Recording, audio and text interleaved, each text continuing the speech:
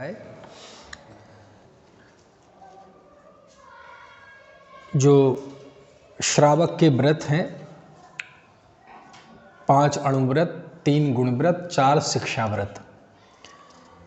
तो इन व्रतों के क्या क्या अतिचार हैं वो प्रकरण चल रहा है।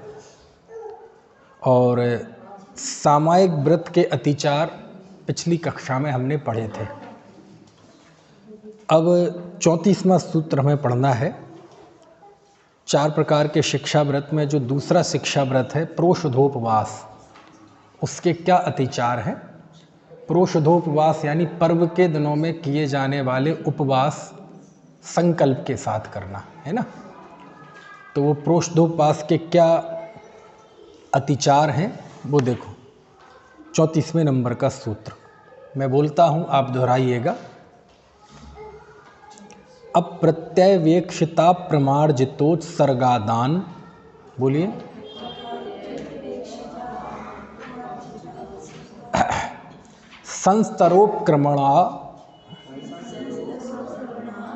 संस्तरोपक्रमणानादर स्मृत्यनुपस्थानानि।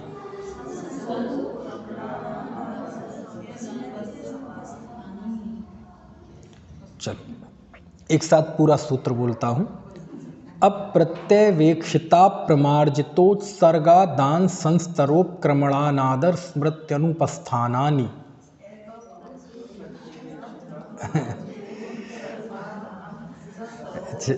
कठिन है।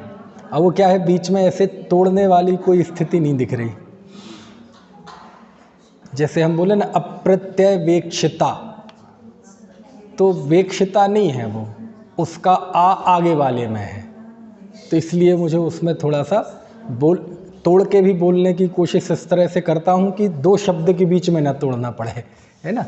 जहाँ 2 शब्द बिल्कुल अलग अलग हों वहीं हो, लेकिन वो बिल्कुल जुड़े हुए ऐसे हैं। चलिए तो देखो सूत्र का सरल अर्थ देखते हैं। अप्रत्यवेक्षित, ठीक है, और अप्रमार्जित, क्या उत्सर्ग, आदान और संस्तरोपक्रमण, ये 3 शब्द आपको दिखाई दे रहे होंगे। उत्सर्ग, आदान, एक तो अप्रत्यवेक्षित प्रमार्जितो, तो है ना ये, तो उ है, उल्लू वाला, तो वो जुड़ा हुआ है ता में, आ और उ मिलके ओ हो जाते हैं। तो उत्सर्ग, फिर है दान लिखा है, वो दान नहीं है, आदान है। तो उत्सर्ग, आदान और संस्तरोपक्रमण, ठीक है। ये 3 क्रियाएं ऐसी हैं कि इनके साथ आपको ये लगाने हैं 2 विशेषण, अप्रत्यवेक्षित और अपरमार्जित। क्या? उत्सर्ग, दान और संस्तरोपक्रमण, यानी ये 3 क्रियाएं हैं। कौन कौन सी? आदान, ये उत्सर्ग, आदान और संस्तरोपक्रमण। लेकिन ये 3 कैसी? अप्रत्यवेक्षित और अप्रमार्जित। अप्रत्यवेक्षित यानी बिना देखे, और अप्रमार्जित यानी बिना शोधे। क्या करना? उत्सर्ग यानी त्याग करना, काय का? मल का, मूत्र का, कफ का, है ना, इनका त्याग करना, है ना। तो बिना देखे, अप्रत्यवेक्षित यानी बिना देखे, और अप्रमार्जित यानी बिना शोधे। क्या करना? उत्सर्ग यानी मल मूत्र आदि का त्याग करना, कफ का त्याग करना। और फिर अगला शब्द है आदान। आदान यानी उपकरण जो है वो खास तौर से, अब चूंकि प्रोषधोपवास का स्वरूप मैंने आपको बताया था कि ये प्रोषधोपवास करने वाला कैसा होता है उपवास, वह एकांत में जाता है, तीर्थ पे जाता है, मंदिर में जाता है। तो वहाँ घर वगैरह के कार्य तो कोई करता नहीं, लेकिन धार्मिक कार्य तो करता है ना। तो जो भी वहाँ उपकरण वगैरह हैं, पूजा के उपकरण हैं, है ना, शास्त्र है, वस्त्र हैं, कुछ भी है, तो उन उपकरण को अप्रत्यवेक्षित अप्रमार्जित, बिना देखे और बिना शोधे उन वस्तुओं को उठाना। और तीसरा संस्तरोपकरण, संस्तर यानी होता है बिछौना। बिछौना तो आप समझ गए ना ये जिस चटाई पे आप बैठे हैं ना, ये संस्तर है। तो संस्तर उपक्रमण यानी बिछाना। अब वो रात्रि में विश्राम करेगा वो प्रोषधोपवास वाला जीव, तो क्या करेगा वो है ना, वो बिछाएगा आसन, क्योंकि वहाँ जहाँ भी धर्मशाला या बाहर मंदिर, वहाँ कोई पहले से कोई डबल बेड के बिस्तर या ऐसे तो पड़े नहीं हैं, क्योंकि पहले धर्मशालाएं धर्म के लिए होती थी, सादगी होती थी उनमें, है ना। तो इसलिए होती थी कि सब अपने हाथ से काम करना, ये करना। तो आज की तरह नहीं होती थी सब टिप टॉप, है ना। तो क्या करना, बिना देखे बिना शोधे बिस्तर को बिछा देना। 3 और चौथा लिखा अनादर, ये अलग है, ठीक है। अप्रत्यवेक्षित और अप्रमार्जित, ये दोनों विशेषण तो तीनों के साथ लगाना। किन किन के साथ? उत्सर्ग, आदान और संस्तरोपक्रमण। संस्तर यानी क्या होता है? ये बिछौना, बिस्तर, चटाई जो भी हो। उपक्रमण यानी उसको बिछाना, ठीक है। तो बिना देखे और बिना शोधे मल मूत्र कफ का त्याग करना, अथवा चीज़ों को, उपकरणों को लेना, है ना, लेना हो चाहे रखना, वो दोनों ही उसमें आ जाएंगे। और तीसरा बिस्तर आदि बिछाना। और चौथा है अनादर। ये अनादर क्या है? अब उपवास कर लिया है तो पालन तो कर रहे हैं, लेकिन उत्साह नहीं होना, है ना। पता चले भूख लगाए या कोई और बात हो, चित्त में विक्षोभ हो किसी बात को लेकर, या कोई ऐसा प्रसंग बन गया हो जिससे तो उत्साह नहीं आना, तो ये कहलाएगा अनादर, ठीक है। और 5वां है स्मृत्युनुपस्थानानि, मतलब जो श्रावक के आवश्यक कार्य होते हैं। भाई प्रोषधोपवास में व्यक्ति क्या करता है? आवश्यक कार्य करे, है ना, भक्ति करे, सामायिक करे, प्रतिक्रमण करे, सब करे, तो ये भूल जाए, काम करना भूल जाए, करे तो ढंग से ना करे, उसमें चीज़ें भूल जाए, सामायिक की विधि भूल जाए, पाठ भूल जाए, मतलब वो, तो ये कहलाता है स्मृत्युनुपस्थानानि, कि आवश्यक कार्य भूल जाए। समझ में आया? तो ये क्या है? प्रोषधोपवास के अतिचार, ठीक है। अब यहाँ कोई प्रश्न कर सकता है कि प्रोषधोपवास में तो खाने पीने की बातें आनी चाहिए। अरे जब प्रोषधोपवास में खाना पीने का त्याग है तो उसमें खाने पीने की बात कहाँ से? उसका तो त्याग है ना। अब त्याग करके करता क्या है जी? तो अब त्याग भोजन आदि का, है ना, क्योंकि भोजन का ही त्याग नहीं होता प्रोषधोपवास में। जो स्वरूप बताया था उसमें सारी बातें बताई थी कि प्रोषधोपवास में जिस दिन का उपवास है उस दिन के पिछले दिन और अगले दिन के दोपहर तक, उत्तम प्रोषधोपवास की बात करूं, मध्यम प्रोषधोपवास उसी दिन केवल। तो जितना भी वो त्याग करता है, त्याग करके करता क्या है? तो केवल भोजन का त्याग नहीं करता, भोजन के साथ साथ आरंभ का और परिग्रह का, विषय कषाय का भी।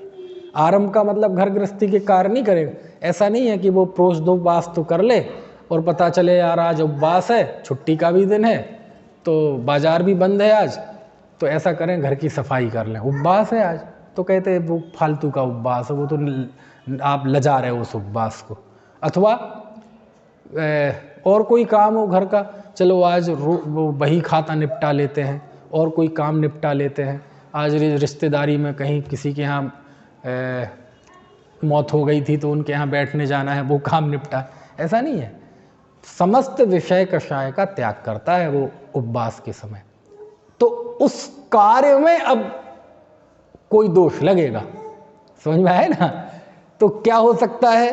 तो कहते हैं या तो ऐसा हो सकता है कि वो मल मूत्र अपरिमार्जित यानी बिना शोधी हुई, अथवा अप्रत्यवेक्षित बिना देखे मलमूत्र का त्याग करना, ठीक है ना।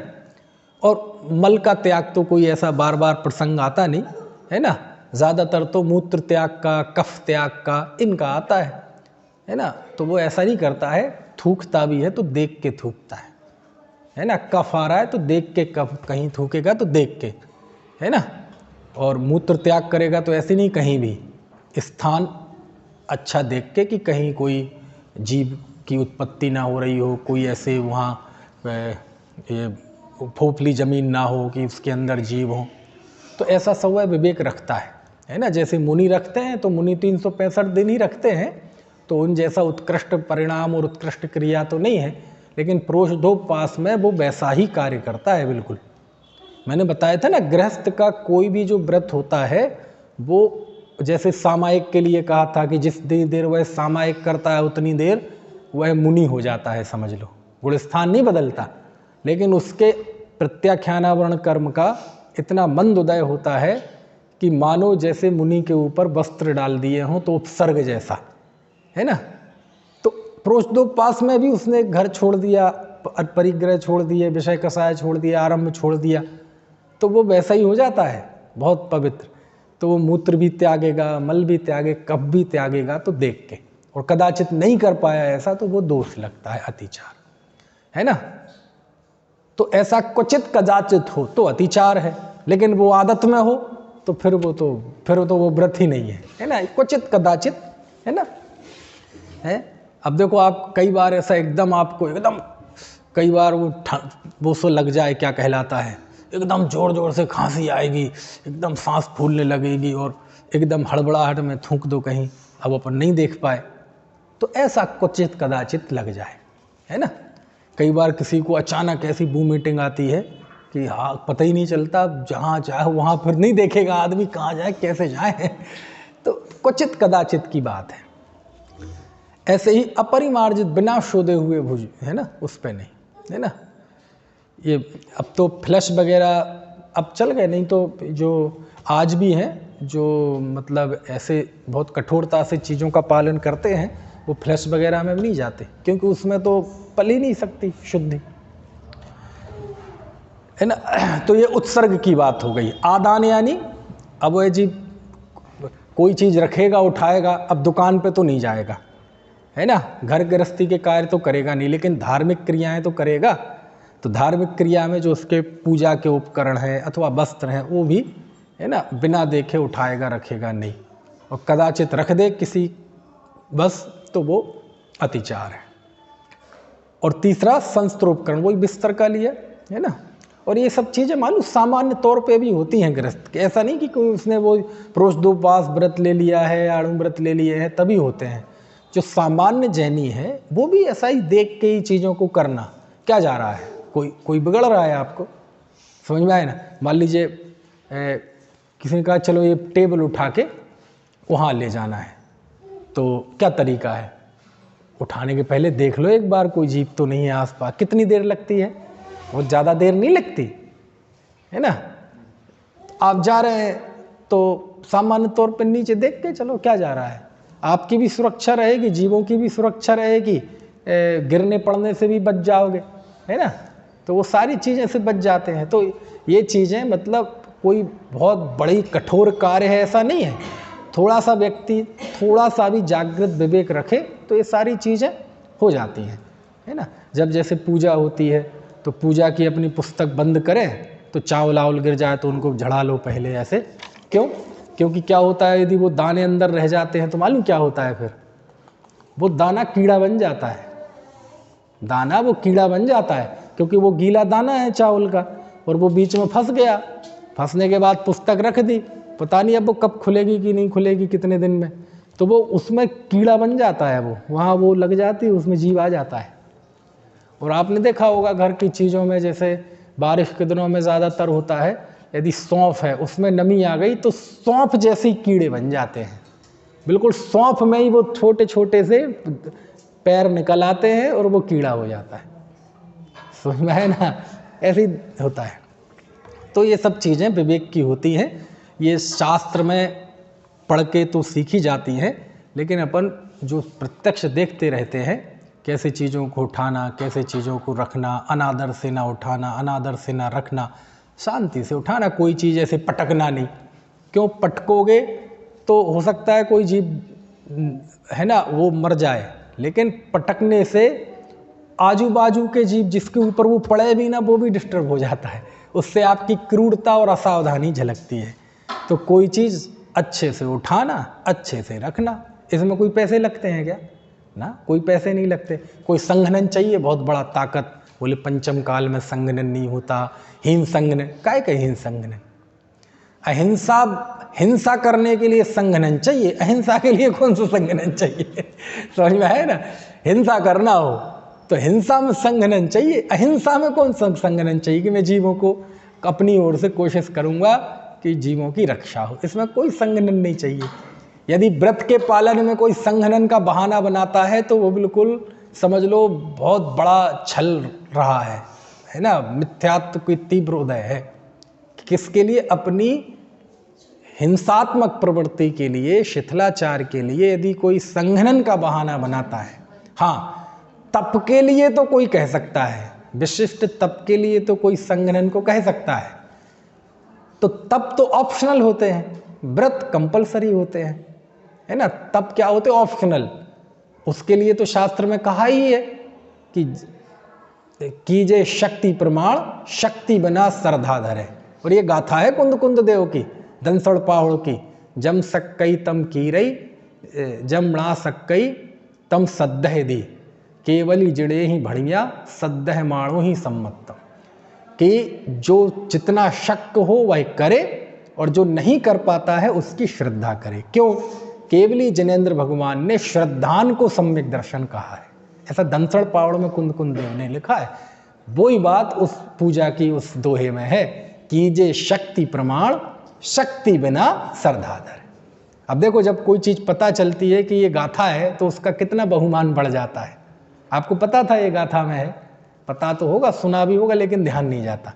तो देखो, वो पूजन की जो पंक्ति आई वो गाथा की पंक्ति है, और किसकी नहीं? छोटे मोटे किसी व्यक्ति की नहीं, कुंद कुंद देव की, है ना। तो तप में तो कोई कह सकता है संघनन वाली बात, व्रत में कोई नहीं कह सकता, क्योंकि व्रत के लिए संघनन की जरूरत नहीं, शुद्धि की जरूरत होती है। चलो, तो ये हो गया, ठीक है। संस्तर, चलो, संस्तर कोई बोलते संथारा, संथारा, संथारा होता है कि नहीं? संथारा पे तो केस चल रहा है सुप्रीम कोर्ट में। तो संस्थारा, संस्थारा, संथारा कोई बोलते संस्तर, और संस्तर मतलब ये बिछोना और साधक जीवों का बिछोना होता है चटाई, तो चटाई को, सूखी घास को, इसको ही बोलते संस्तर, इसी बोलते संथारा। तो संलेखना को संथारा क्यों कहते हैं? ये प्रतीकात्मक शब्द है। कैसा प्रतीकात्मक? कि जब किसी की अंत में संलेखना होती है तो आमतौर पर वो काय पे पड़ा होता है? चटाई पे होता है। तो क्या है, जैसे अपन कहते ना, और पिताजी की तबीयत कैसी है? भाई वो तो बिस्तर पे पड़ गए, समझ लो। तो बिस्तर पे पड़ गए का क्या मतलब होता है? आप नहीं पड़ते बिस्तर पे, तो बिस्तर पे पड़ने का मतलब अब तो वो ना उठ सकते, ना बैठ सकते, ना कहीं जा सकते। तो उनकी उस शारीरिक अवस्था को बतलाने के लिए एक मतलब लाक्षणिक शब्दावली है कि वो तो पड़ गए जी बिस्तर पे, समझ गए आप, है ना। तो ऐसे ही संलेखना के समय वो चूंकि व्यक्ति चटाई वगैरह पे लेटा हुआ होता है, सूखी घास पे लेटा हुआ होता है, ऐसी स्थिति कोई मुनि हो तो कहते क्या है, वो तो संस्तर पे हैं जी। अब समझ गए, संस्तर पे है मतलब अब तो अंतिम समय है, संलेखना में है, तो वो संस्तर, वो संथारा, वो चल पड़ा उसके लिए शब्द, समझ में है ना है?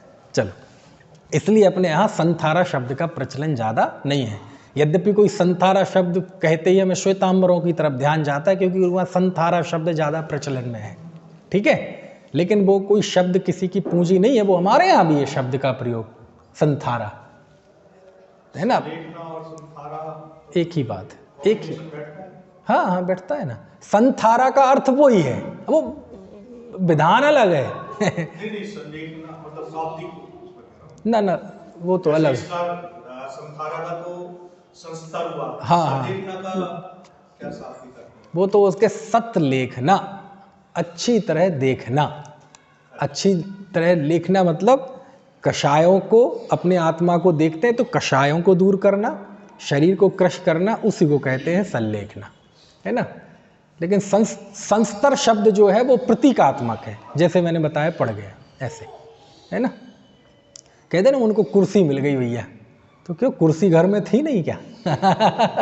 आज कुर्सी की लड़ाई है, तो कुर्सी खरीद के दे दो 2-4। तो बोले कुर्सी का मतलब वो कुर्सी नहीं होता, कुर्सी का मतलब क्या होता है?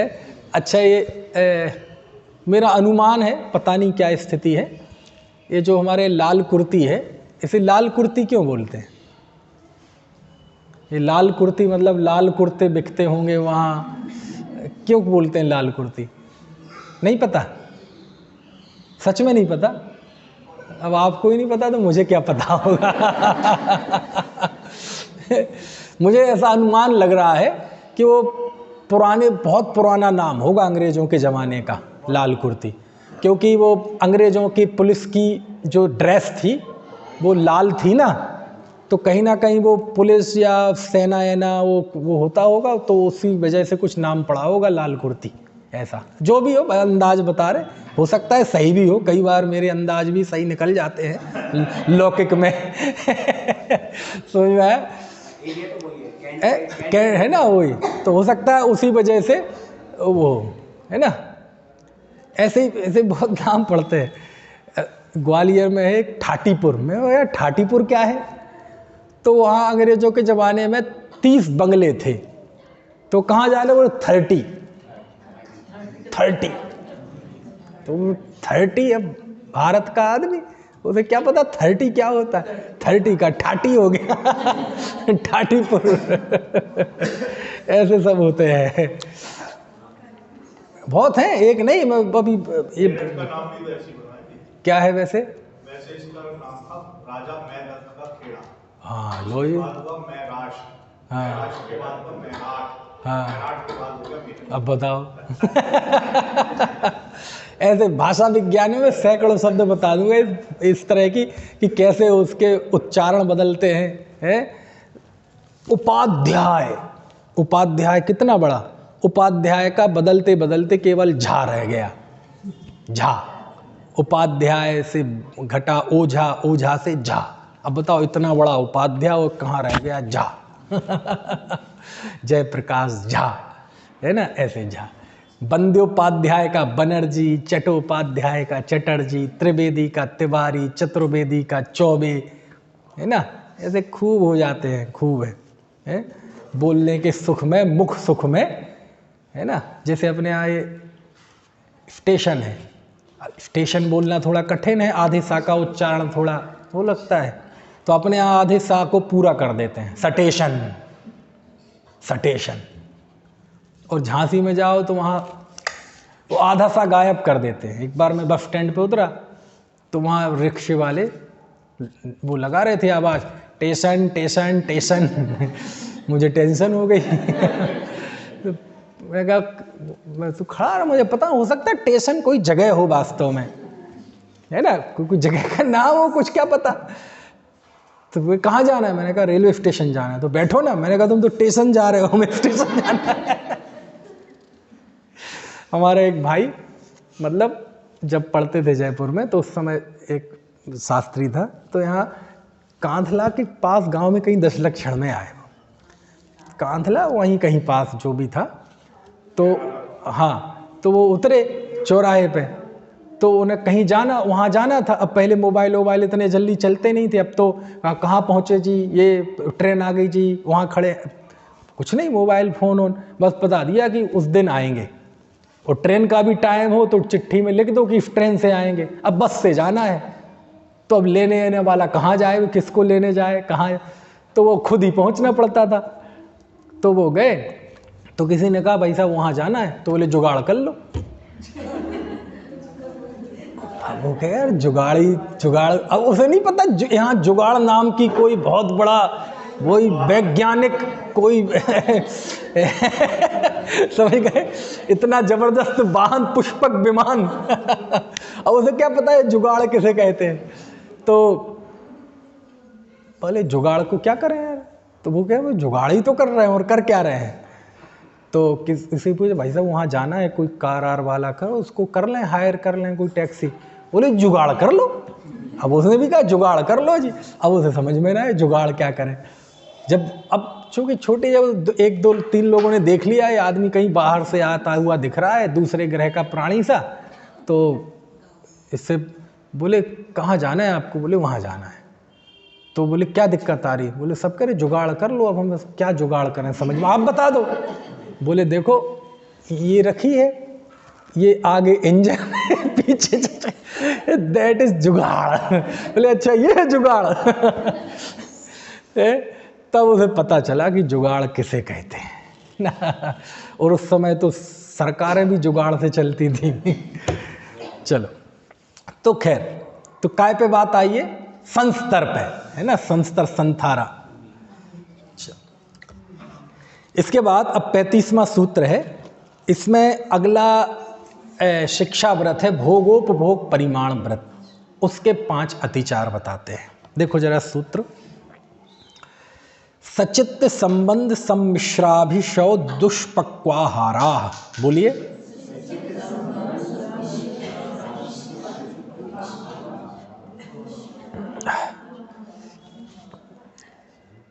फिर से बोलता हूं, ये तो सरल है सूत्र।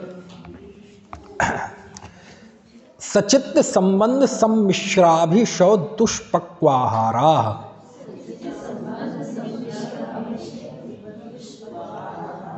कोई बात नहीं, ठीक। देखो इसमें भी वैसा ही है जैसे वहाँ अप्रत्यय, वेक्षित और परिमार्जित, ये 3 के साथ लगाया था ना, यहाँ भी ऐसे ही है। सचित्त संबंध सम्मिश्राभिषौ दुष्पक्वाहारा। तो सबसे पहले तो आप ये अंत में जो आहार लिखा है ना, तो ये आहार से संबंधित हैं 5। तो कैसे? सबसे पहला है सचित्त, तो सचित्त आहार। दूसरा है संबंध, तो मतलब सचित्त से संबंधित आहार, जिसका सचित्त पदार्थ से संबंध हो गया हो। और तीसरा सम्मिश्र, सचित्त पदार्थ से मिला हुआ आहार। और चौथा है अभिशवाहार। अभिशवाहार मतलब, हाँ, गरिष्ठ मतलब जिसके खाने से प्रमाद आए, है ना, सामायिक में, स्वाध्याय में, धर्म क्रिया में चित्त विचलित रहे, मन न लगे, ऐसा आहार, वो अभिशवाहार। और दुःपक्वाहार। दुःपक्व मतलब अच्छी तरह से ना पका हुआ हो। तो अच्छी तरह से ना पका हुआ, उसमें 2 स्थिति बन सकती हैं, या तो ज़्यादा पका हुआ हो या कम पका हुआ हो। ज़्यादा पका हुआ होगा तो वो जला हुआ होगा, कम पका हुआ हो तो वह कच्चा होगा। तो उसे ही कहते हैं दुःपक्वाहार। तो ये है इस व्रत के अतिचार। आहार सबसे पहला है सचित्त आहार। तो सचित्त आहार मतलब कोई भी कोई भी फल फूल आप खाएंगे, फूल नहीं फल, तो वो सब सचित्त आहार कहलाता है। तो क्या होता है कि सचित्त से मतलब यहाँ कोई मांस का सेवन या अमर्यादित भोजन का सेवन, जमी कंद का सेवन, ऐसा नहीं है। जो रूटीन का भोजन है ना, जैसे आप सब्जी फल वगैरह, फल खाते, सब्जी तो पका के खाते हैं, केला है, संतरा है, एप्पल है ना, सलाद है, खीरा है, ये सब भी सचित्त कहलाते हैं। ठीक है। तो सचित्त आहार में तो क्या करें? तो व्रती जीव जिसका त्याग हो, तो वो, है ना, इसको अचित्त करके खाता है ना। अचित्त करके मतलब है ना पका के मतलब जैसे कोई खीरा भी खाना है तो थोड़ा उसे गर्म कर लेते हैं, जैसे पानी को कर लेते हैं ना प्रासुक, ऐसे इन चीज़ों को भी प्रासुक करके खाता है वो जीव। कच्चा नहीं खाता कोई चीज़, है ना। तो वो कहलाता है सचित्त, यदि कच्चा मतलब वो कच्चे फल वगैरह। और फिर लिखा सचित्त से संबंध आहार, कि चलो सचित्त तो नहीं कर रहे, लेकिन वो भोजन करना जो सचित्त के साथ रखा हुआ हो। समझ में है ना। अनेक लोग होते ना, जैसे कहीं शादी में है, अब वो सलाद रखी हुई है, उसमें यहाँ वो उदाहरण घटित नहीं होगा, वो तो मैं उदाहरण दे रहा हूँ, है ना। यहाँ वो लागू नहीं हो, यहाँ तो जिमीकंद की बात ही नहीं है, लेकिन आपको समझाने के लिए कि उसमें गाजर भी है, मूली भी है, खीरा भी है, टमाटर भी है और चारों रखे हुए हैं। अब भाई गाजर मूली तो हम खाते नहीं है ना, जिमीकंद का तो त्याग है, तो क्या करा उसमें से टमाटर छांट के और खीरा छांट के ले लिए, है ना। तो वो दोष नहीं लगेगा, लगता है क्योंकि उससे संबंधित है ना, वो संबंध तो था ही ना उसके साथ, है ना। और अलग अलग भी हों तो ऐसा तो है नहीं कि वो बैंक्वेट वालों ने चाकू अलग अलग इस्तेमाल किए हों कि बोले ये टमाटर का चाकू अलग, खीरे का अलग, है ना, और काय का वो गाजर का अलग, मूली का अलग, आलू का अलग, ऐसा तो है नहीं। बर्तन चम्मच तो वो ही रहते हैं सब। तो जैसे उसमें होता है, ऐसे ही कदाचित कच्चे फल आदि के साथ पकी चीज है और वो हमने खा ली, खाई पकी ही, कच्ची नहीं खाई, लेकिन उससे संबंध थी, उसके साथ थी वो, तो कदाचित ऐसा हो जाए तो वो भी दोष लगता है। ठीक है। तीसरा है मिश्र, उससे मिली हुई। और चौथा है गरिष्ठ। गरिष्ठ तो ये जानते ही आप, ऐसा आहार करना, है ना, सीधी बात, जो जिससे प्रमाद बढ़े, जिससे आलस्य बढ़े, जिससे तामसिक प्रवृत्ति वाला भोजन हो। मान लीजिए उसने प्रोषदोपवास किया या एकासन किया, ठीक है, तो बोले, या ऐसी स्थिति हो बोले कल सुबह प्रोषदोपवास, कल तो सुबह हमें, कल तो हमारा उपवास रहेगा, तो क्या करो, आज शाम को वो अगले दिन की कसर निकालनी पड़ेगी।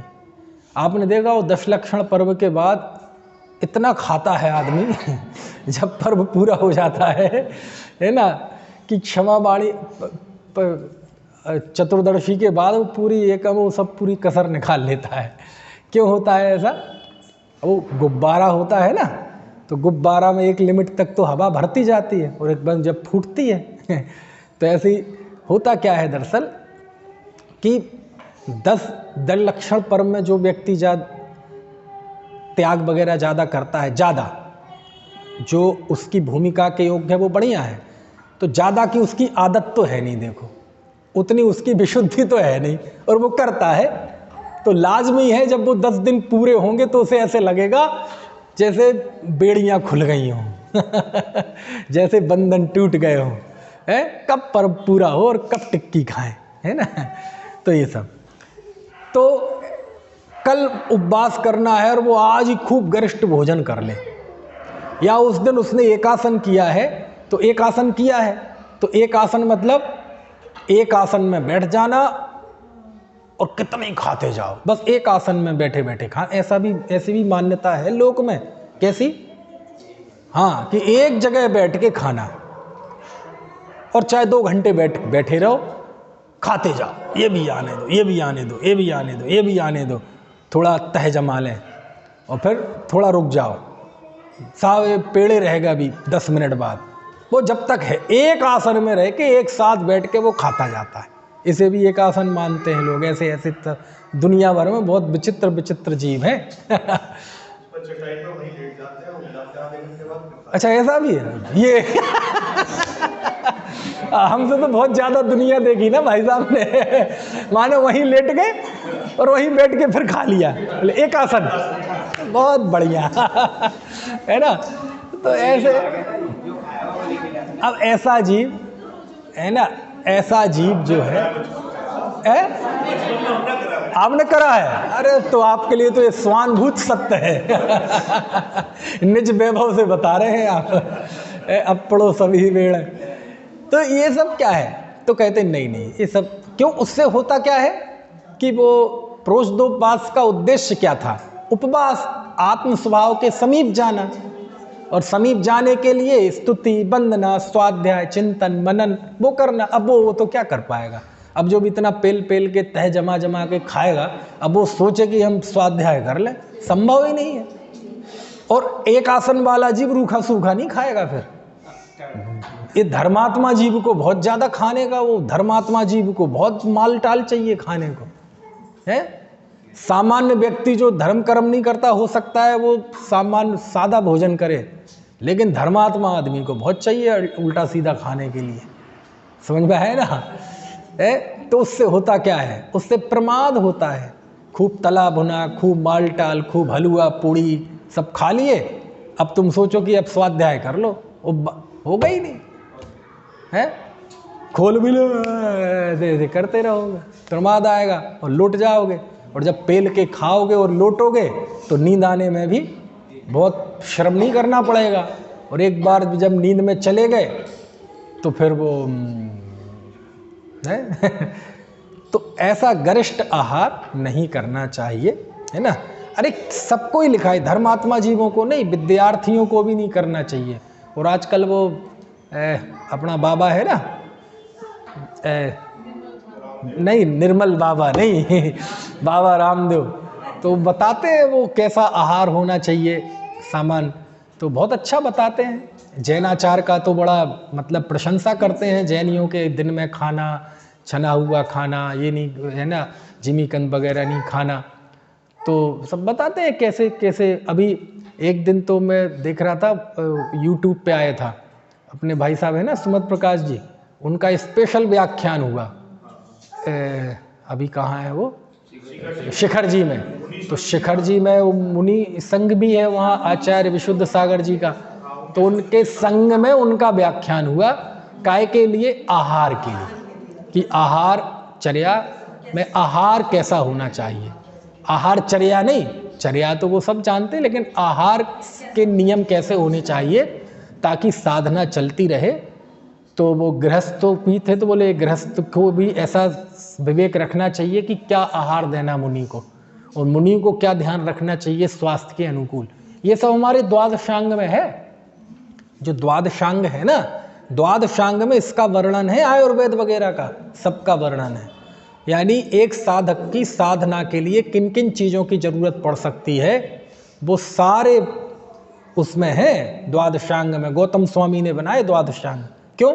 अरे भाई कोई गृहस्थ होगा, कोई मुनि भी हो तो है तो मनुष्य, बीमार हो जाएगा तो क्या करेगा, है ना।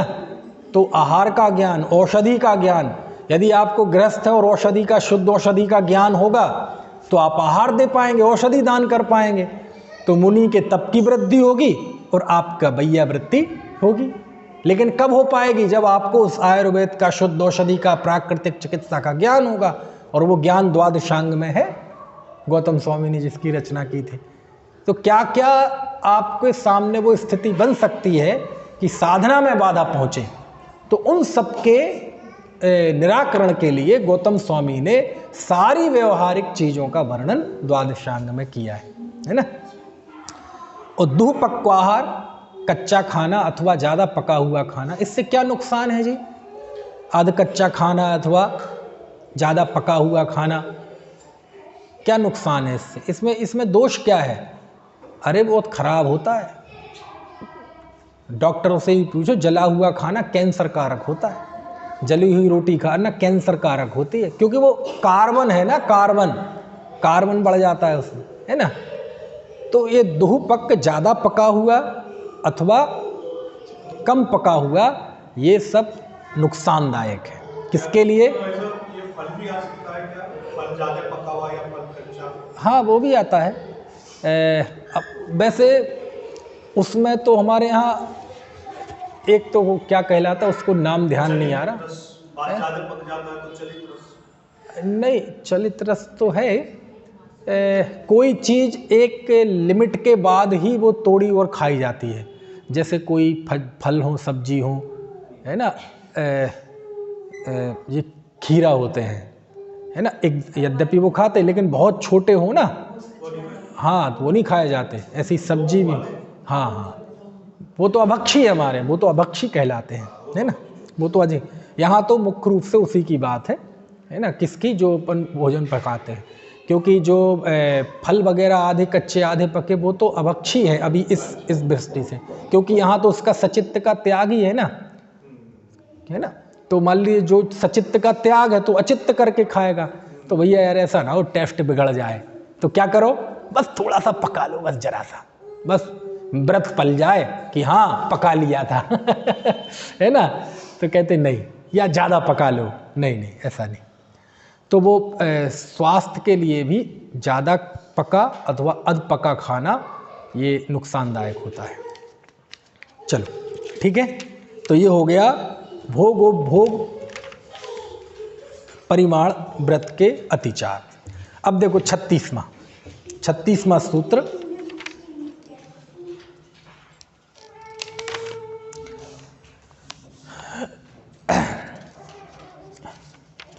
अतिथि संविभाग व्रत के अतिचार। मैं सूत्र बोलता हूं, सचित्त निक्षेपापिधान पर व्यपदेश मात्सर्य कालातिक्रमाः। बोलिए, सचित्त निक्षेपापिधान मात्सर्य कालातिक्रमाः। चलिए क्या है देखो, सचित्त निक्षेप, दूसरा सचित्तापिधान। ठीक है, सचित्त दोनों के साथ लगा लेना, निक्षेप के साथ और आपिधान। ठीक है, तो क्या बन जाएंगे दोनों शब्द, सचित्त निक्षेप और सचित्तापिधान। और तीसरा पर व्यपदेश, चौथा मात्सर्य और पांचवा कालातिक्रम। ये 5 अतिथि संविभाग व्रत के अतिचार है। अब अतिथि संविभाग व्रत तो आप जानते हैं, जो गृहस्थ है ये व्रत है, इसी बैया वृत्ति भी से ही कहा है कि जो चतुर्विध संघ है ना, या उत्तम मध्यम जघन्य पात्र हैं, उनको जब हम आहार दान औषधि दान वगैरह देते हैं तो अतिथि संविभाग व्रत। यहाँ अतिथि मतलब कौन, अतिथि से मतलब रिश्तेदार नहीं, दोस्त यार नहीं, अतिथि मतलब उत्तम पात्र मुनि, है ना। ठीक है, क्या बात, कोई दंगा भड़क गया, गिर गए, रो रहा है ना। चलो देख, हाँ वो चोट मतलब सीढ़ी ईड़ी ऐसे ही है मामला। तो चलो ये 5 का स्वरूप हम जरा समझते हैं। तो सबसे पहला है सचित्त निक्षेप और दूसरा सचित्त अपिधान। सचित्त निक्षेप यानी सचित्त में कोई चीज रखना, यानी सचित्त चीज कौन सी हो सकती है, जैसे मान लीजिए पत्ता है, पत्ते पे रखी हुई चीज दे देना। अब पत्ता तो सचित्त है, पहले पत्तों पे भी रखते थे ना, काय के पत्ते होते थे, केले के पत्ते, अथवा एक वो फूल आता है उसके बड़े बड़े पत्ते, है ना, इस तरह से। तो कमल पत्र, है ना। और पहले तो दावतें भी पत्तलों में ही होती थी कि नहीं। हालांकि वो पत्ते तो सूखे हुए होते थे, तो वो सूखे हुए तो वो तो बहुत खतरनाक होते थे, और उसमें तो सूखे हुए में वो जीभ पड़ जाते थे। ऐसी वो पत्तल ऐसी झड़ाओ तो पता चले जीभ गिरे। खैर, तो सचित्त मतलब पत्तों पे रखा हुआ भोजन देना, है ना। कोई भी सचित्त पदार्थ पे, अप्पू की आमतौर पे रखने का काम पत्ते पे ही करते हैं, है ना। तो उस पत्ते का दृश्य उदाहरण दे देते हैं, कोई भी सचित्त वस्तु पे रखी हुई चीज देना, है ना। अथवा अपिधान, ऐसा आहार देना जो सचित्त से ढका हुआ हो, है ना, पत्ते से ढका हुआ हो, समझ में आया ना, ऐसा। तीसरा परव्यपदेश, अन्न की वस्तु यह कहकर दान देना, परव्यपदेश, पर की वस्तु है ऐसा कह के दान देना। चौथा मात्सर्य, मात्सर्य यानी ईर्ष्या से दान देना, है ना, अनादर भाव से दान देना, जलन का भाव रख के दान देना, उनने दिया तो हम भी देंगे, उनने ये दिया था हम ये देंगे, समझ में आया ना, हम कोई गिरे बीते थोड़ी हैं, है ना, ऐसा। और फिर कालातिक्रम, जो आहार का समय है उस समय के अलावा गलत समय पे देना। तो कोई कहेगा लेने वाला ले रहा है तो हमें देने में क्या दिक्कत है, तुम दोगे तो तुम्हें दोष लगेगा, वो लेंगे तो उन्हें दोष लगेगा है ना। वो तो विधि जब बिगड़ती है तो पूरी बिगड़ती है ना। तो इस तरह से ये अतिथि संविभाग व्रत है, ठीक है। चलिए फिर ये 37वां सूत्र है। इस 37वें सूत्र में सल्लेखना के अतिचार बताए हैं, क्योंकि सल्लेखना 12 व्रतों में तो नहीं लिया आचार्य ने, लेकिन सल्लेखना का उन्होंने उपदेश दिया है, स्वरूप बताया है। तो यहाँ सल्लेखना के अतिचार बताते हैं। देखो 37वां सूत्र, जीवित मरणाशंसा मित्रानुराग सुखानुबंध निदानानि। अब ये देखो, इसमें बिल्कुल अलग अलग शब्द है, इसलिए बोलने में आसानी गई, तोड़ने में ठीक है, एक बार पूरा सूत्र बोलता हूं। जीवित मरणाशंसा मित्रानुराग सुखानुबंध निदानानि।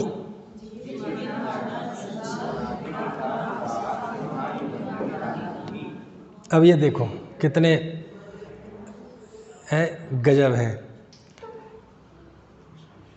जीवित मरणाशंसा, संसा, आशंसा मतलब इच्छा, तो जीवित आशंसा मतलब जीवन की इच्छा, और मरणाशंसा मतलब मरने की इच्छा। समझ में आया ना। और फिर लिखा मित्रानुराग है, मित्रों के प्रति अनुराग। और चौथा लिखा सुखानुबंध, पहले खूब खाया हो, घूमे हो, फिरे हो, मतलब पूर्व में भोगे हुए भोगों को याद करना, सुखानुबंध। और पांचवा है निदान। निदान मतलब भविष्य में मुझे स्वर्ग मिले, इंद्र पद मिले, देवगति मिले, है ना, मेरा यश हो, मैं राजा बनूं, भविष्य में सुखों की इच्छा रखना, ये है निदान। तो ये सल्लेखना के अतिचार है, ठीक है। क्योंकि कई बार देखो, अब किसी ने सल्लेखना तो ले ली, और लेकिन सल्लेखना लेने के बाद उसे जीवन की इच्छा हो जाए, है ना, कि मैं जीऊं, मैं जीऊं, मैं जीऊं। तो जीने की इच्छा बुरी है क्या? नहीं, जीने की इच्छा बुरी नहीं है।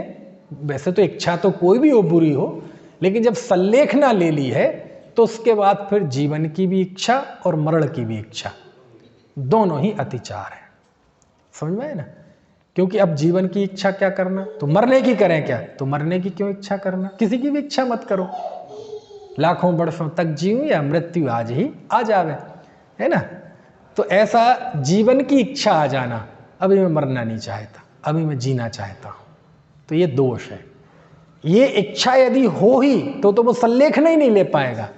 लेकिन सल्लेखना के बाद कदाचित, अब देखो जीव का परिणाम है वो ऐसा, शास्त्रों में जो मैंने समाधि का वर्णन पढ़ा जितना भी, तो उसमें मैंने एक चीज़ देखी, आचार्यों ने जो समाधि का वर्णन किया है वो मानवीय धरातल पर किया है। मानवीय धरातल पर आप समझ गए क्या अर्थ है इसका? मानवीय धरातल पर मतलब एक मनुष्य को ध्यान में रखते हुए, चाहे वो गृहस्थ हो चाहे मुनि, कि जो भी व्यक्ति जिसने भी समाधि ले रखी है वो मनुष्य है। समझ में आया ना, मानव है वो। और मानव की मानव सुलभ कमजोरियां भी होती हैं कि नहीं, है ना।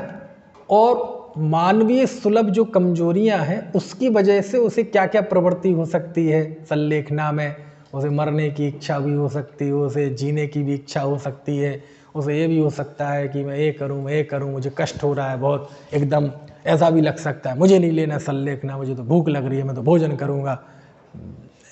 क्योंकि जैसे कोई भी मनुष्य हो, न केवल सल्लेखना बल्कि हर एक चीज में उसके परिणामों में उतार चढ़ाव आते हैं कि नहीं। कोई भी छोटा, अरे विद्यार्थी को उतार चढ़ाव आते हैं। किसी ने सोच लिया हो जो भी हो, साहब मुझे तो IAS IPS ये परीक्षा निकलनी है, बननी है, और उसने ले लिया संकल्प, लेकिन उसके बीच में भी कई बार उतार चढ़ाव आते हैं। कई बार हताश हो जाएगा, थोड़ा, है ना, हौसला सा गिर जाएगा। कई बार कोई प्रेरणा दे दे, एक आध घंटे तो एकदम जोश में आ जाएगा, है। और कई बार बिल्कुल पता चले मन ही न लगे, पढ़ाई में मन न लगे, ये करे वो करे, तो होता है कि नहीं। तो क्यों होता है ऐसा, क्यों होता है ऐसा, क्यों होता है जी ऐसा, बताना जरा, क्यों होता है आयुष ऐसा? क्योंकि वो मनुष्य है क्यों होता है वो? क्योंकि वो मनुष्य है, और ये मानव का ये नेचर है, उतार चढ़ाव होना। अरे हर चीज में होते हैं, धार्मिक रुचियों में उतार चढ़ाव होते हैं, आध्यात्मिक रुचियों में उतार चढ़ाव होते हैं, व्रतों में उतार चढ़ाव होते हैं। जो भी व्यक्ति व्रत ले लिया है, जरूर नहीं है 365 दिन 2400 घंटे उसका व्रत के प्रति वही उत्साह रहे, है ना। धर्म के प्रति होता है, ऊपर नीचे होता रहता है। पंचम काल का मनुष्य तो इसी भूमि पे है बेचारा, कमजोर, संघनन कमजोर, मनोभूमि कमजोर, आत्मबल कमजोर, सब कमजोर। इसलिए ढंग का आदमी तो पैदा ही नहीं होता है इस समय। ढंग का मतलब है उत्तम संघनन वाला, उत्तम मनोबल वाला, उत्तम आत्मबल वाला, ऐसा कोई पैदा ही नहीं होता जो श्रेणी चढ़ सके, शुक्ल ध्यान कर सके, है ना, ऐसा होता ही नहीं। तो ये आम तौर पे इस काल के मनुष्य का जो स्वभाव है उसको ध्यान में रखते हुए सल्लेखना का वर्णन है ना। तो इसलिए कदाचित उसको हो सकता है कि जीवन की इच्छा पैदा हो जाए। तो कहते हैं यदि जीवन की इच्छा स्थायी है तो सल्लेखना होगी नहीं, लेकिन सल्लेखना ले ली है और कदाचित पैदा हो जाए, है ना। मान लीजिए लग रहा था कि ये तो जंगाबल, बाहुबल, दृष्टि बल सब हीन हो चुका है, भोजन का मतलब हजम होना भी बंद हो गया है, सब कुछ अब तो बिल्कुल पता चले, सल्लेखना ले ली और अचानक स्वास्थ्य ठीक सा हो जाए। अच्छा हो सकता है ऐसा कि नहीं। हालांकि एक सल्लेखना ऐसी भी होती है कि जो कंडीशनल होती है, जिसे यम सल्लेखना कहते हैं। ऐसी सल्लेखना कि कोई ऐसा उपसर्ग वगैरह आ जाए कि अब लगता है कि मुश्किल है बचना, बच तो सकते हैं कदाचित, लेकिन ऐसा कि मैं सल्लेखना ले रहा हूँ, यदि इस स्थिति से निकल गया तो वापस मैं छोड़ दूंगा सल्लेखना, और नहीं निकला तो मेरी सल्लेखना है। मान लीजिए डॉक्टर ने कह दिया कि भाई साहब आपकी 1-1.5 दिन की आयु है, बस कुछ घंटे की, 1 दिन की, 2 दिन की आयु है, कोरोना हो गया, मैं तो कहता हूँ वेंटिलेटर पे है, श्वास है, वो क्या कहते हैं, वो ऑक्सीजन लगी हुई है। डॉक्टर ने कहा क्रिटिकल कंडीशन है साहब, हमारे हाथ में नहीं है कुछ, है बच जाए तो वो कहते हैं ना अब दवा से काम नहीं अब दुआ से काम चलेगा, है ना। तो उसे भी लगता है कि भाई देखो मुश्किल है बचना, तो कहते देखो, लेकिन कुछ चांस, डॉक्टर कहता है भाई कुछ चमत्कार हो जाए तो, वो तो परसेंट में ही बताता है भाई 5-10% बचने के चांस है, तो क्या करे वो। तो मान लीजिए वो ऐसा ले लेवे कि डॉक्टर कहते हैं बच भी सकते हैं, क्योंकि अभी नए प्रतिकार नहीं है, मर ही जाएंगे ऐसा नहीं है भाई, क्रिटिकल कंडीशन है, बच भी सकते हैं मर भी सकते हैं। समझ में आया ना। तो क्या करे, ये भी यम सल्लेखना ले ले। यम सल्लेखना मतलब यदि नहीं बचे, देह नहीं छूटी और हम इस प्रकरण से निकल गए और फिर से स्वस्थ हो गए तो अलग बात है, नहीं तो हम चारों प्रकार के आहार का त्याग, समस्त विषय कषाय का त्याग करके पंच प्रभु का स्मरण करता है, सभी से क्षमा मांगता है, और पता चले वो बच गया तो वो यम सल्लेख मतलब इसी कंडीशन के लिए सल्लेखना ली थी। कोई ऐसा उपसर्ग आ गया, है ना। ये जो दिल्ली में प्रशिक्षण शिविर लगा था एक बार, मेरठ में जब लगा था उसके पहले, हाँ, तो एक दिन ऐसा आंधी तूफान आया, मैं भी उसी दिन पहुंचा था। तो ऐसा आंधी तूफान आया कि वहाँ उन्होंने कॉटेज बना रखे थे, वो टीन टप्पर के बहुत सारे, तो सब उड़े खड़, ऐसा लग रहा था जलजला आ गया हो। तो 1-2 लोगों ने तो यम सल्लेखना, एक व्यक्ति थे, तो जब कार्यकर्ताओं ने सबको समेटना शुरू किया, मतलब उठा के भाई वो पक्की बिल्डिंग में पहुंचाएं सबको, तो एक कॉटेज में देखा तो एक जन तो बिल्कुल ऐसे हाथ पे हाथ रख के वो उनको ध्यान लगा के बैठे कि अब तो बस, तो लग रहा है कि अब जो भी होगा होगा। तो क्या किया, तो कार्यकर्ताओं ने उन्हें वैसे ही उठाया और बिल्डिंग में रखा है। जैसे वो अभी गणपति को विसर्जित करने जाते ना नदी में, ऐसे उठा के रखा है ना। तो उनकी हुई नहीं लेकिन सल्लेखना लेकिन बता रहा हूँ कि ऐसा स्थिति बन सकती है, कि भाई कंडीशन बन गई, ऐसा तूफान आया, ऐसा आए कि अब तो बचेंगे ही नहीं। नाव में जा रहे हैं, डगमग हो रही है, भयंकर तूफान, घोषणा भी है कि 10-12 घंटे का, 24 घंटे का भयंकर। बोले अब तो डूब नहीं, अब तो मर ही जाएंगे, है ना, कदाचित बच जाए। तो कोई ऐसी परिस्थिति हो कि यदि पूरी तरह से ही हो गया हो कि अब तो मृत्यु का प्रतिकार संभव है ही नहीं, तो अलग बात है, लेकिन गुंजाइश है, लेकिन पता नहीं है, तो फिर वो अस्थाई मतलब यम संलेखना ले लेता है ना। तो देखो कितना मानवीय स्तर पे ये आचार्य ने जो वर्णन किया है, वो यही सब चीज़ें तो ध्यान रखी है कि मनुष्य के जीवन में क्या क्या परिस्थिति बन सकती है ना। पता चले बहुत मजबूत परिणाम है और अचानक शरीर में ऐसी तकलीफ हो, ऐसा हो, ऐसे परिणाम गिरे कि वो चीखने लगे, चिल्लाने लगे, है ना। भगवती आराधना में लिखा, चिल्लाने लगते हैं मुनि और कहते मुझे भोजन करूंगा, मैं तो छोड़ रहा हूँ साधुपना, मुझे नहीं रहना मुनि। ऐसा शरीर में कष्ट सताता है, भूख सताती है। तो फिर आचार्य आते हैं, समझाते हैं थोड़ा सा। तो सब तरह के भाव ऊपर नीचे होते हैं, है ना। तो ये सब क्या है, मरण की आशंका होना, जीवन की अब देखो, अब पता है आचार्य को, जब व्यक्ति पड़ा हुआ होता है संस्तर पे, तो उसे पुराना बहुत याद आता है कि नहीं। बुजुर्ग लोगों से पूछो, आप किसी बुजुर्ग के साथ बैठ जाएं तो बुजुर्ग की चर्चा में केवल क्या होगा, मेरे जमाने में मैं ऐसा करता था। और कोई 20 साल के लड़के के साथ बैठो तो उसकी बातों में क्या होगा, मैं तो ऐसा सोच रहा हूँ, मैं ऐसा करूँगा, मैं ऐसा करूँगा, ये हो जाए तो ये करूँगा, ये हो जाए तो वो करूँगा। क्योंकि उसके पास याद रखने का ज़्यादा कुछ नहीं है, उसे तो भविष्य में जीना है। और कोई बूढ़ा है, उससे क्या कहेंगे, अरे भाई साहब मैं एक बार वहाँ गया। आप किसी बुजुर्ग की सुनते रहो केवल पुरानी बातें, तो जान आ जाएगी उस आदमी है, खून अच्छे से दौड़ने लगेगा, ब्लड प्रेशर सब ठीक हो जाएगा, शुगर नॉर्मल आ जाएगी। वो सुन लो क्या क्या कह रहे थे, समझ में आया ना। तो अब ऐसा हो सकता है कि वो संलेखना ले ली हो, अब उसे मित्रों की याद आए, हो सकता है कि नहीं। तो कहते देखो, यदि मित्रों के प्रति बहुत अनुराग है तो तुम संलेखना ले नहीं पाओगे, लेकिन कदाचित क्वचित मित्रानुराग आ सकता है, तो कहते वो दोष है, वो दोष है, संलेखना का अतिचार है ना। चलो समय हो गया, बाकी की बात कल करें।